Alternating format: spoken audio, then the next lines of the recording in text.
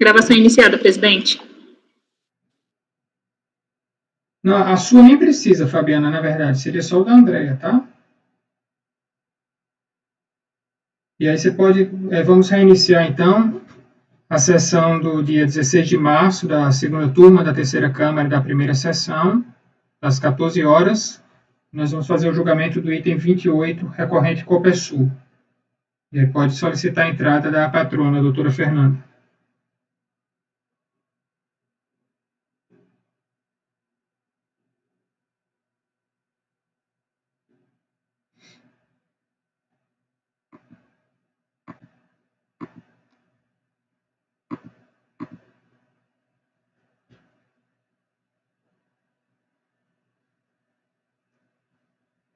Patrona convocada.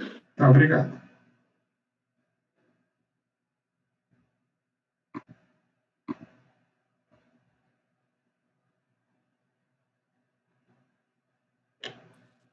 Boa tarde, doutora Fernanda. Nós vamos fazer o julgamento do item 28, da recorrente Copersul. Eu sou o relator do processo, vou fazer a leitura do relatório e depois eu abro para a participação da senhora. Okay? Peço só que deixe o microfone desligado enquanto eu faço a leitura do relatório.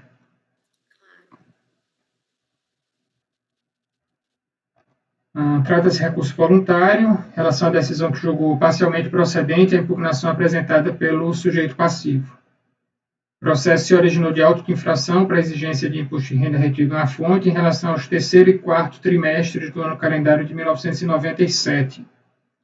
Conforme descrição contida no próprio auto de infração, o lançamento decorre de irregularidades nos créditos vinculados nas declarações de contribuições e tributos federais, que era como era denominada a DCTF à época, apresentadas pela recorrente, consistentes na ausência de confirmação de pagamentos apontados nas referidas declarações, bem como na constatação de pagamento a menor do que o devido.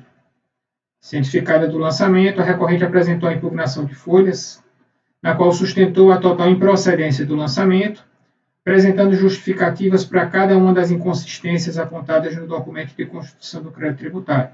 Em síntese, teria havido 1. Equívocos nos códigos de receita dos recolhimentos efetuados e ou nas informações prestadas nas DCTFs.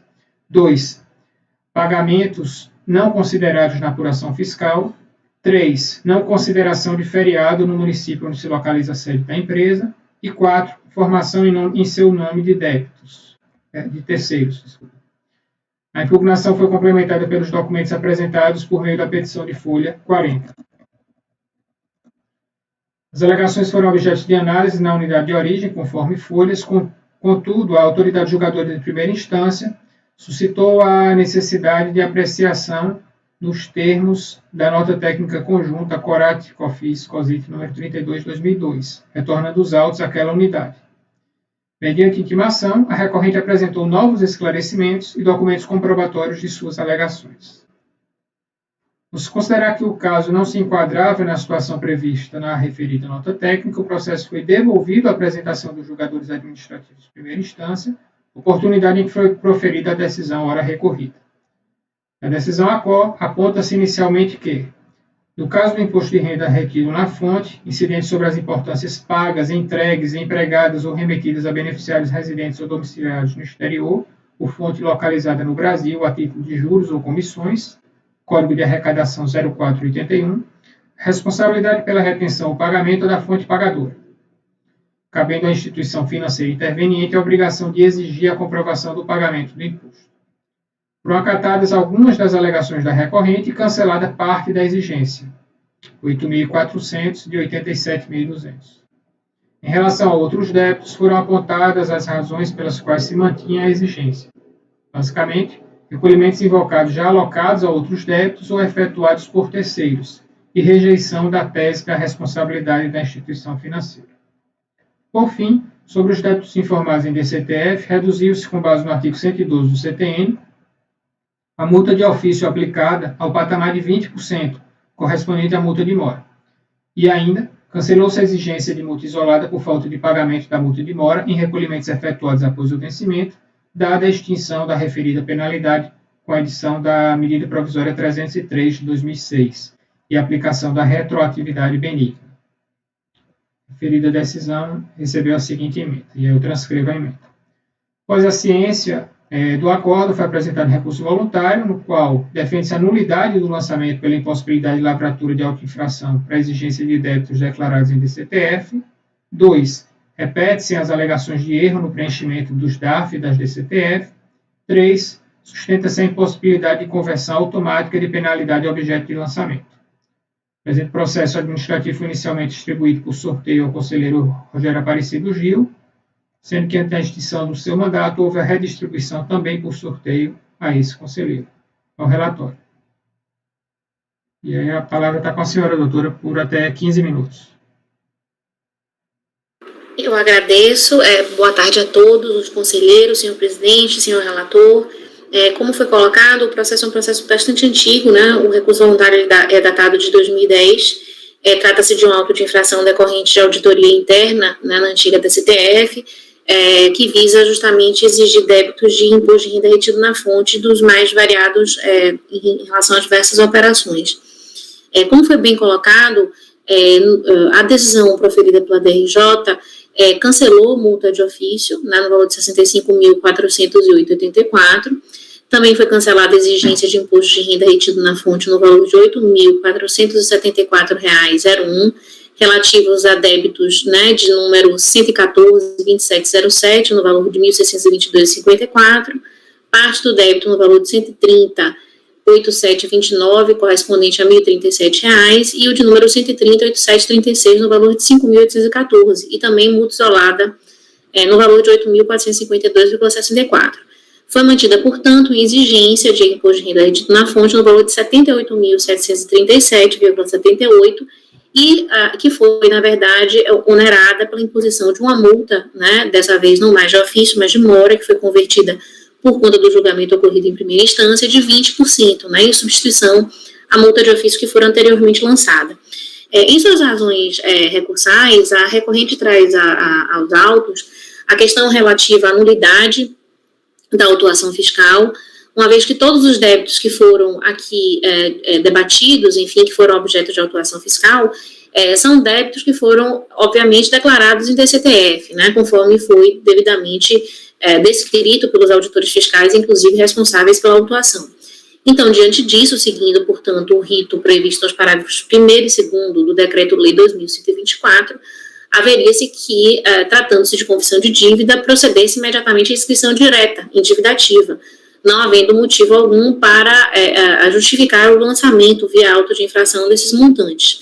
Inclusive, a antiga norma conjunta COSAR número 535, de 97, já apontava que a apresentação de DCTF por si só constituía, né, o lançamento tributário e, portanto, os valores declarados seriam efetivamente devidos e seriam passíveis de imediata cobrança. Então, nesse aspecto, pugna, portanto, a recorrente para que seja declarada a nulidade do auto de infração diante digamos assim, da falha no procedimento adotado para a cobrança dos débitos. Um outro ponto que foi colocado em relação ao mérito propriamente dito diz respeito justamente aos erros materiais que foram verificados no preenchimento de DAFs e DCTFs. Em relação a 2 débitos, foi identificado pela recorrente e vem sendo, enfim, já demonstrado isso nas oportunidades em que se manifestou nos autos, tanto na impugnação quanto no recurso voluntário, que a cobrança ela decorre de aposição de código de receita incorreto, né, nos valores declarados em DCTF. Há um débito de número 114.2708, que foi recolhido através de DARF, porém foi colocado ali, naquele DARF, um código de receita incorreto, de número 0481, né, quando deveria ter sido informado o código de receita 0473, né. Foi juntado o DARF, demonstrando esse equívoco lá atrás, né, por ocasião da impugnação.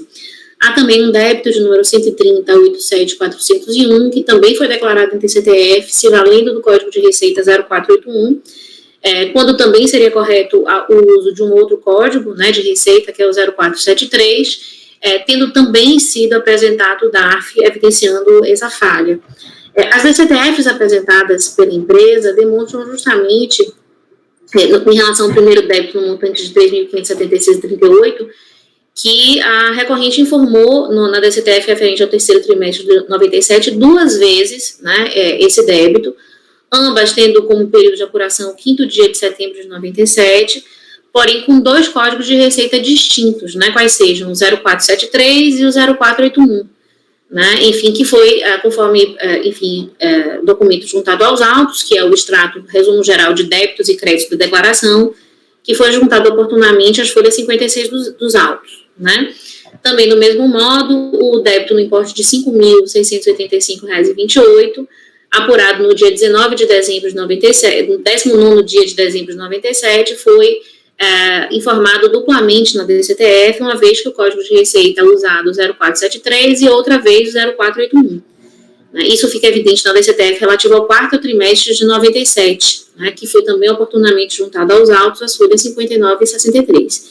Então, portanto, na DCTF, nessas declarações, a existência de débito de RRF no mesmo valor, de idênticos períodos de apuração e com datas de recolhimento iguais, decorrentes de hipóteses de incidência distintas, né? Então, isso fica evidente não só na DCTF, como também por meio da apresentação de razão contábil, né, o razão analítico relativa à conta contábil, outras retenções e R de fonte a recolher, referente aos meses de setembro e dezembro de 97, onde eram registrados, dentre outros, os valores de R de fonte a recolher sobre pagamento de serviço contratado junto a pessoas jurídicas no exterior.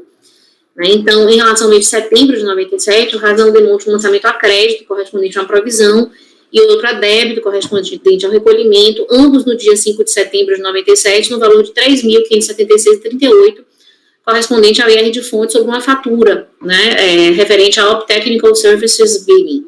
E no que se refere ao mês de dezembro de 97, consta também na mesma conta 2 lançamentos a crédito, né, um a crédito, que é uma provisão de desculpa, e outro a débito, que é o recolhimento, no dia 19 de dezembro de 97, no valor de R$ 5.685, relativos a IR de fonte ou pagamento de invoices, né, de uma empresa chamada Stone. Né. Então, a análise dessa conta contábil demonstra que os valores de IR de fonte foram recolhidos a título de rendimentos pagos a pessoas jurídicas sediadas no exterior por serviços por essa prestados e devem, portanto, ser classificados no Código de Receita 0473 e não no Código 0481, atribuível, portanto, ao IR de fonte incidente sobre juros e comissões pagas, né?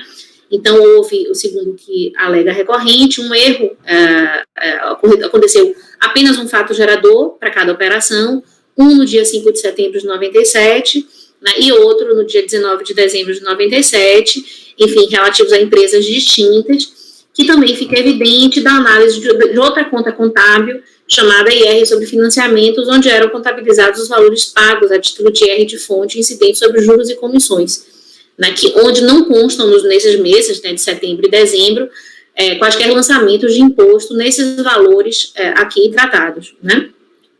O outro, digamos assim, outro aspecto envolvendo essa autuação é que os valores exigidos, além desses 2 aqui tratados, referentes aos meses de setembro e dezembro, existem outras exigências referentes a demais meses, né, que são os débitos de número 114, 27, 14, outro débito de número 114, 27, 17, 114, 27, 18, 114, 27, 21, 114, 27, 25, 114, 27, 29, 130, 87, 23, 130, 87, 29 e 130, 87, 41, que são todos correspondentes a IR de fonte incidente sobre remessas de juros ao exterior, né, em relação aos quais foi apontado que houve erro nos preenchimentos de arrecadação alusivos a esses débitos.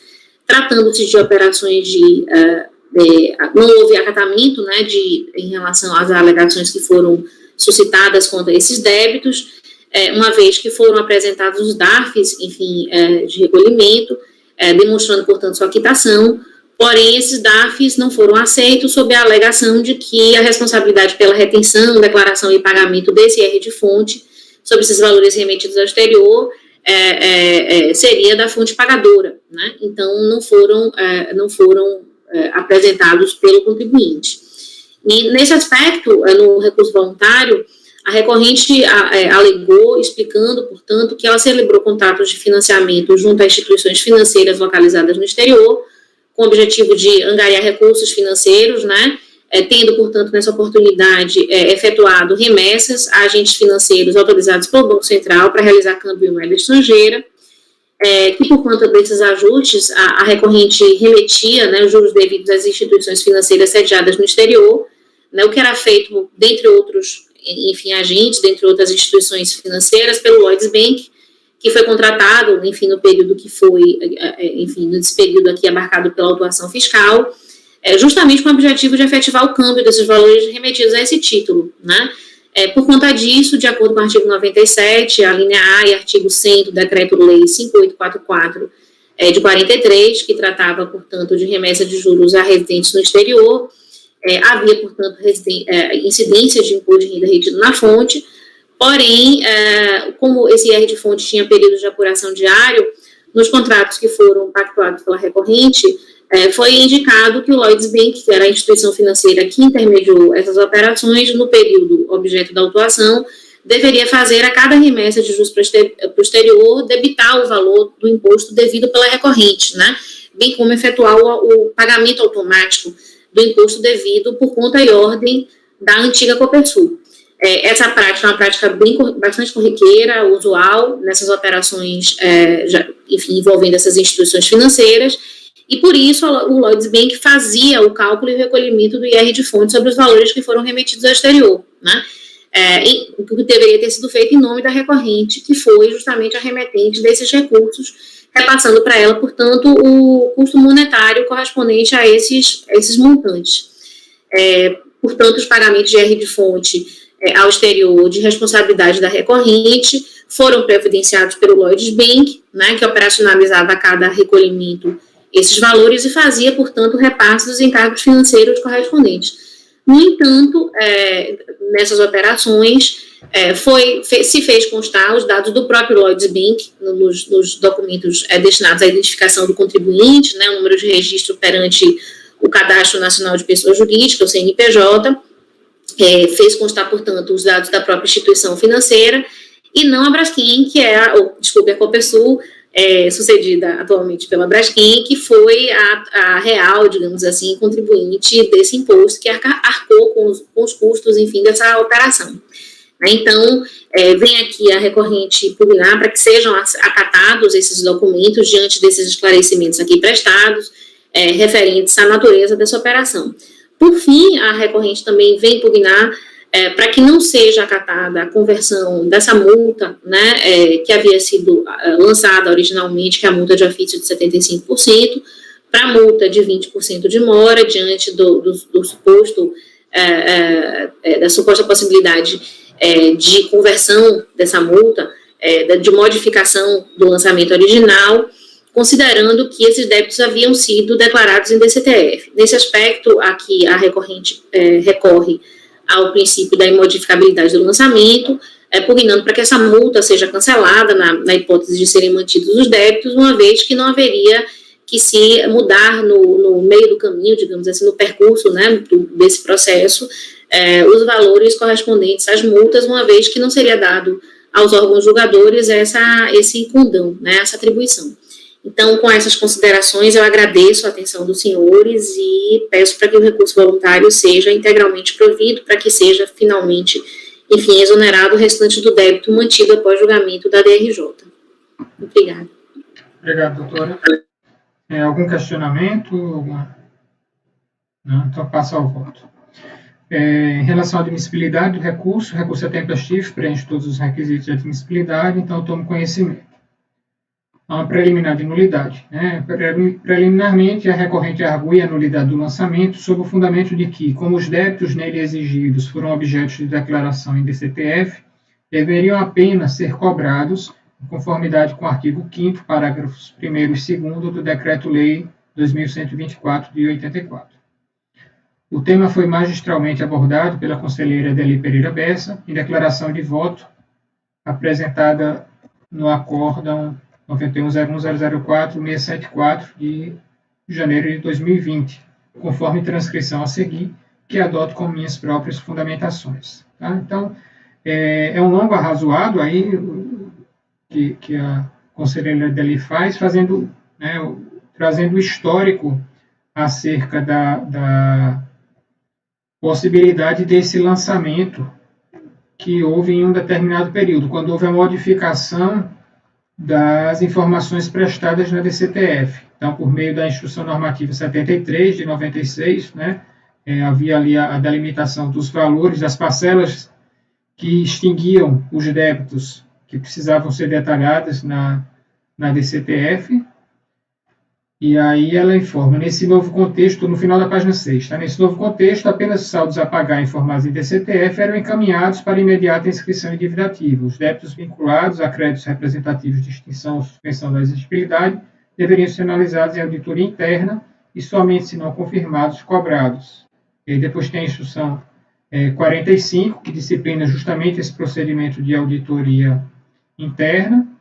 Depois houve a modificação com a criação da DIPJ, e aí a nova redação que foi dada, a Instrução Normativa 45, em seguida a Instrução Normativa 94 de 2007, e aí é destacado finalmente, a possibilidade que veio com a medida provisória 2158, né, na qual o artigo 90 dispunha que serão objetos de lançamento de ofício as diferenças apuradas em declaração prestada pelo sujeito passivo decorrente de pagamento, parcelamento, compensação ou suspensão de exigibilidade indevidos ou não comprovados relativamente aos tributos e às contribuições administradas pela Secretaria da Receita Federal. Então, a partir da edição da medida provisória 2158 do artigo 90 e até a edição da medida provisória 135 de 2003,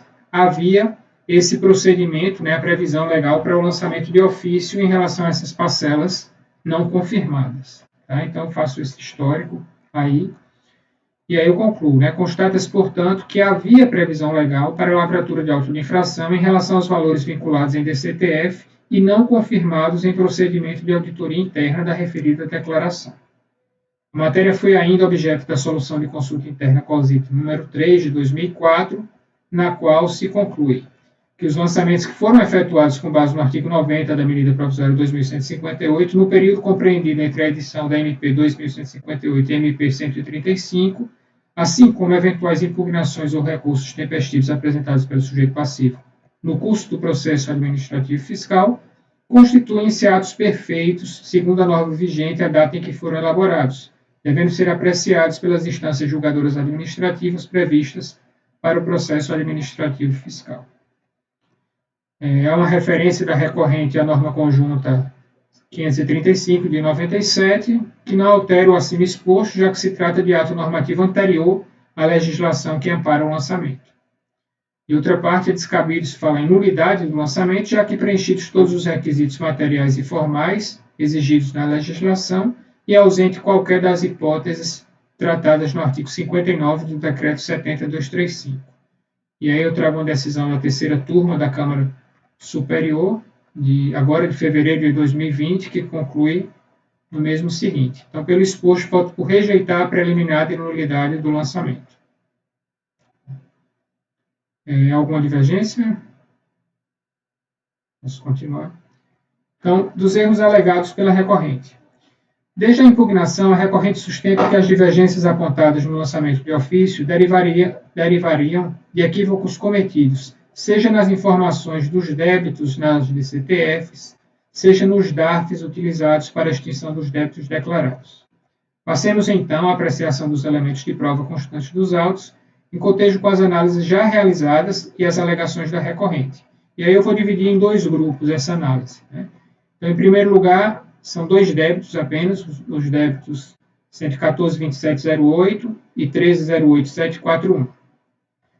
Em relação aos referidos débitos, a defesa da recorrente é no sentido de que realizou a quitação por meio da utilização do Código de Receita incorreto, IRRF, juros e comissões em geral a residentes no exterior, em lugar de 0473 IRRF, renda e proventos de qualquer natureza residentes no exterior, e informou os débitos em duplicidade nas DCTFs.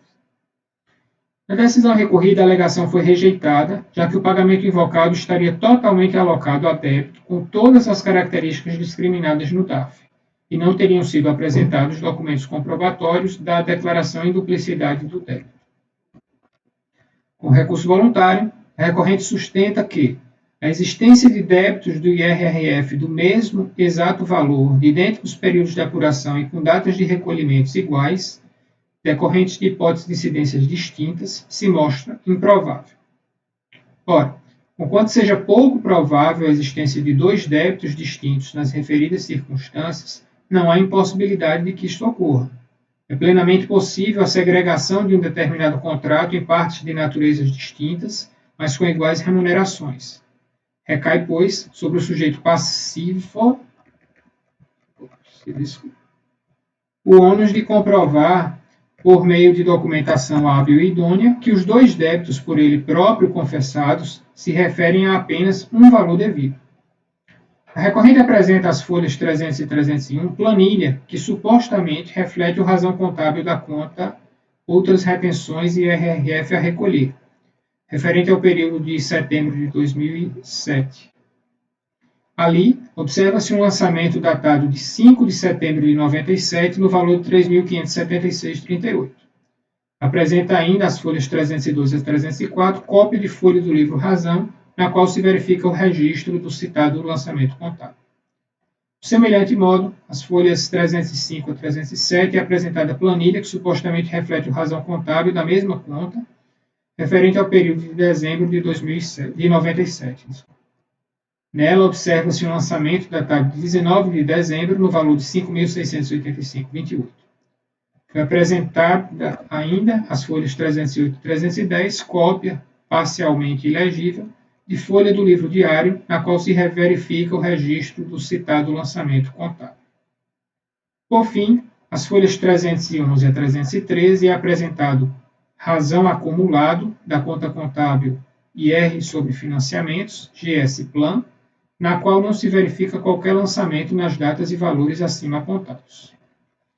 Embora a recorrente tenha apresentado novos elementos de prova no intuito de demonstrar a suposta declaração em duplicidade dos mesmos débitos, os documentos trazidos aos autos não representam comprovação definitiva dos referidos fatos. Ora, é totalmente possível que haja outros lançamentos em iguais valores em outras contas contábeis, não apresentadas pela recorrente. Era o seu dever haver apresentado a íntegra dos seus livros Diário e Razão, de modo a afastar definitivamente a acusação fiscal construída a partir dos valores por ela própria informados em DCTF não retificadas. Deveria ainda haver apresentado os contratos relacionados com os referidos pagamentos e os documentos relativos aos pagamentos efetuados, de forma a eliminar a possibilidade de que houvesse pagamentos em iguais montantes, mas distintas naturezas. Na ausência de referidos documentos, cabe manter o lançamento quanto a tais parcelas. E observe-se que, com isso, não se está violando a busca pela verdade material, nem refutando a possibilidade de cometimento de erro material por parte da recorrente. Então, somente está se exigindo a apresentação de provas cabais de que estão equivocadas as informações por ela própria fornecidas. Tá? Então, estou mantendo essa parte aí do lançamento. E a segunda matéria são os demais débitos, os outros 11 débitos. Em relação aos débitos em epígrafe, a recorrente defende que realizou e comprovou a sua quitação, mas que tal fato teria sido rejeitado pela autoridade julgadora de primeira instância, sob a alegação de que a responsabilidade pela retenção, declaração e pagamento do IRF incidente sobre valores remetidos ao exterior é da fonte pagadora, e que os documentos de arrecadação apresentados não pertenceriam ao contribuinte. Afirma a recorrente que celebrou contratos de financiamento junto a instituições financeiras sediadas no exterior, em razão dos quais realizou a remessa de juros operacionalizada no período sob apreciação por meio do Lloyds Bank. Teria pactuado com a referida instituição financeira o débito em cada remessa do valor correspondente ao IRRF incidente sobre a operação e o consequente recolhimento do tributo. Por equívoco, contudo, constaram nos respectivos DARF, abre aspas, os dados do próprio Lloyds Bank, quando, por óbvio, deveria ter informado os dados da recorrente. Argumenta, contudo, que apesar de tal fato, foi ela, a recorrente, quem sofreu o ônus financeiro, já que os valores para os pagamentos foram retirados de sua conta bancária. Para comprovar sua alegação, a recorrente detalha o procedimento e as provas que apresentou em relação a pagamentos a pagamento de IRF no valor de 15.627,03, ao qual corresponde o débito 13.08.732. Apesar de não apontado no título do item do recurso voluntário, as folhas 129 a 138 constam documentos comprobatórios da operação de remessa de juros e câmbio com a retenção do valor correspondente ao referido débito, cujo DARF correspondente se encontra à folha 44. De modo similar, as folhas 139 a 154, documentação concernente ao débito 114.2717, com o DARF correspondente juntado à folha 42. Do exame dos elementos juntados pela recorrente aos autos, é possível ainda constatar-se as folhas 41, 43, 45 e 46, os DARFs correspondentes em valor e data, respectivamente aos débitos, e aí eu enumero. Há ainda documentos relacionados a lançamentos contábeis relativos ao pagamento dos débitos em questão, as folhas 155 a 166. A partir das provas apresentadas, então, é possível se dar provimento ao recurso voluntário em relação aos débitos em questão. Por fim, da conversão da multa de ofício em multa de mora. Por fim, a recorrente sustenta a impossibilidade de, como realizado na decisão recorrida, converter-se a imposição da multa de ofício de 75% na multa moratória de 20%. Argumenta que tal conversão implica a modificação do fundamento legal do lançamento, uma vez que as penalidades se fundamentam em dispositivos legais diversos. A decisão recorrida, baseada no artigo 112 do CTN, considerou-se que, apesar de não ser necessário a lavratura de auto de infração, em havendo lançamento, ele não deixa de ser válido, sendo instrumento hábil para formalizar o crédito tributário. Só que, neste caso, em consonância com o parágrafo 2º do artigo 5º do Decreto-Lei 2124, o fisco não pode optar por meio mais gravoso de cobrança do contribuinte, exigindo a multa de 75%, já que se o débito fosse cobrado a partir da DCTF, seria devida a multa de mora de 20%. À vista de entendimento, referido nos itens precedentes e considerando que o artigo 112 do CTN manda aplicar a lei tributária que comine penalidade de maneira mais favorável ao acusado, em caso de dúvida quanto à penalidade aplicável à sua graduação, conclui-se que no presente caso deve ser cancelada a aplicação da multa de ofício, sem prejuízo da cobrança do crédito tributário com acréscimo da multa de mora de 20%. Observa-se, portanto, que o que se realizou não foi a conversão da multa de ofício em multa de mora, mas o cancelamento, pelas razões ali expostas, da multa de ofício. A exigência dos débitos não pagos no vencimento com o acréscimo de multa de mora não é fruto de conversão de penalidades realizada pelos julgadores de primeira instância, já que a referida multa independe do lançamento de ofício, mas mera decorrência da aplicação da legislação, conforme o artigo 61 da Lei 9.430. E aí eu transcrevo. Daí a ressalva final constante do trecho do acórdão transcrito. Deve ser improvido o recurso, portanto, quanto a tal matéria. Então, estou disposto por rejeitar a preliminar nulidade, quanto ao mérito por dar provimento parcial ao recurso voluntário, para cancelar o lançamento em relação aos débitos apontados no item 3.2, mantendo exclusivamente em relação aos débitos apontados no item 3.1. O meu voto. Alguma discussão? A gente pode passar para a votação. Tranquilo? Então, conselheiro Ricardo. Acompanho o relator. Conselheiro Gustavo. Só uma questão quanto ao problema da DCTF, o caráter de confissão de dívida, esse processo ele me faz realmente repensar minha posição em relação àqueles processos de compensação sem DARF. Não para voltar atrás da minha posição. Eu ainda acho que lá tem que ser objeto de lançamento e não poderia ser glosado. Mas, enfim, só a guisa de curiosidade, isso realmente fica claro aqui que a DCTF, nesse período, comportava essa confissão realmente só sobre a diferença, o restante teria que ser objeto de lançamento. Feitas essas considerações, presidente, eu acompanho. Conselheiro André. Presidente, se eu não estou enganada, eu acho que tem uma súmula também do CARF que trata dessa obrigatoriedade do lançamento. Mas eu tenho que pensei nisso também. Eu estou gravando. É a súmula 52. Depois se você... Oi? 52. Eu só fiquei na dúvida se o período bate exatamente, Paulo, mas eu acho que sim. Tá, eu vou analisar e aí, se for o caso, eu acrescento, tá? Isso. Só mais um fundamento. Perfeito, com o relator, presidente. Conselheiro Flávio. Ô, Paulo, bom que você colocou um roteirinho aí para saber a ordem, né? Para não esquecer da Fabiana, né, Fabiana?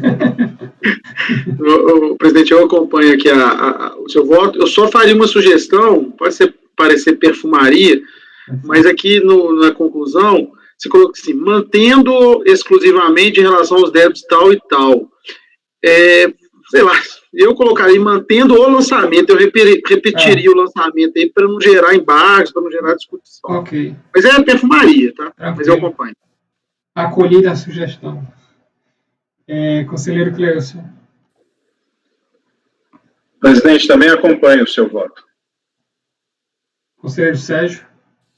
Acompanho, relator. Fabiana. Também acompanho. Ok, então, por unanimidade, né, rejeitar a preliminar de nulidade e negar provimento dar provimento parcial. Só ajustar aqui. Dar provimento parcial ao recurso voluntário nos termos do voto do relator. Relatório e voto do relator. E registrando também a sustentação oral da doutora Fernanda. Ok, doutora? Obrigado. Ok, muito obrigada a todos. Boa noite, senhores. Até a próxima. E aí, gente, dá para fazer mais alguma coisa? Querem parar? Como é que tá? Eu, particularmente, estou acabado. Mas, se vocês entenderem por continuar, eu só vou pedir para pegar uma água e a gente toca o barco. Cleilson, como é que você está? Você tem algum compromisso hoje? Paulo, eu tenho aula hoje. A aula inicia às 19 horas. Eu acho que dá para conseguir mais um pouco, se por mim, tudo bem. Tentar, então, fazer alguma coisa mais simples, só para a gente dar uma desafogada? Pode ser? Alguém tem alguma indicação de processo? Aquele pedido de vista do item 2, quem sabe a gente faz. A gente não eu acho que ali pode ser que suscite faixa polêmico. discussão, talvez. É. Vamos tentar fazer alguma coisa agora da tarde, porque a gente não precisa interromper a gravação. Eu tenho um bem simples aí, que é o item 30. O meu 24 também é bem simples. Eu acho que... Pronto, então vamos fazer o 24, porque ele é um paradigma também, ele já mata vários repetitivos. Isso que eu ia falar. Vamos olhar os paradigmas, que a gente dá uma enxugada na pauta aí. O 24 ele é paradigma, então vamos fazer ele.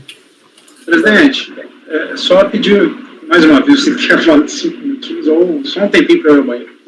Tá, então querem fazer um intervalo para a gente interromper? 5 minutinhos? Tá. 5 minutinhos. Ok, porque senão não vai dar nem tempo.